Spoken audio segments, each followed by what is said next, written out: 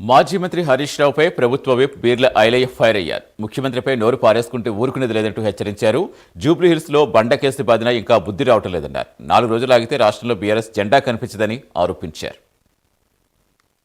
మీ కవితను తెలంగాణ ప్రజలు బండకేసి బండరాళ్లతోటి గోదావరిలో కలిపిన గుర్తు మర్చిపోయావు హరీష్ రావు. ఇలా అందుకే మీ మామని అంటాడు 6 అడుగులు పెరిగినావు కానీ చెటాక్ ధమాక్ లేదని. నిజంగానే నువ్వు 6 అడుగులు పెరిగినావు కానీ నీ ముఖాలో నీ ధమాకు ముఖాల్లో ఉన్నట్టు అనిపిస్తుంది.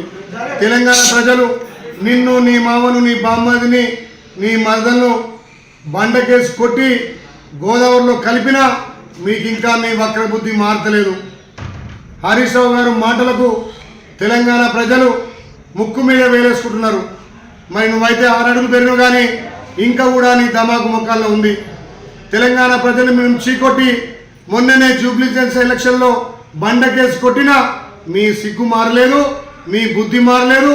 తెలంగాణ ప్రజలు మిమ్మల్ని ఇంత కూర్చోబెట్టినా ఇంకా ఈ సూటిపోటి మాటలు ఒక ముఖ్యమంత్రిని పట్టుకొని రంగనాయసారిలో దుఃఖమంటున్నావు.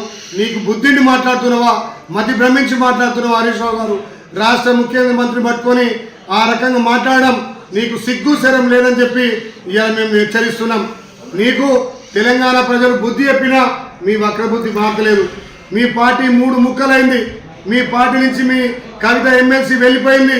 మీ అవినీతిని బయటపెట్టి మీ మంత్రుల అవినీతిని బయట పెడుతుంటే మీ కవితతో తేల్చుకొని నువ్వు మా పార్టీ గురించి, మా ముఖ్యమంత్రి గురించి మాట్లాడుతున్నావు. ఇంకా కూడా తెలంగాణ ప్రజలు మిమ్మల్ని చీకొడుతున్నా, మిమ్మల్ని ఇంట్లో కూర్చోబెట్టినా మీ వక్రబుద్ధి మారలే. ఇవాళ జూబ్లీహిల్స్ ఓడిపోయినావు, పార్లమెంట్లో గుండుసులు వచ్చింది.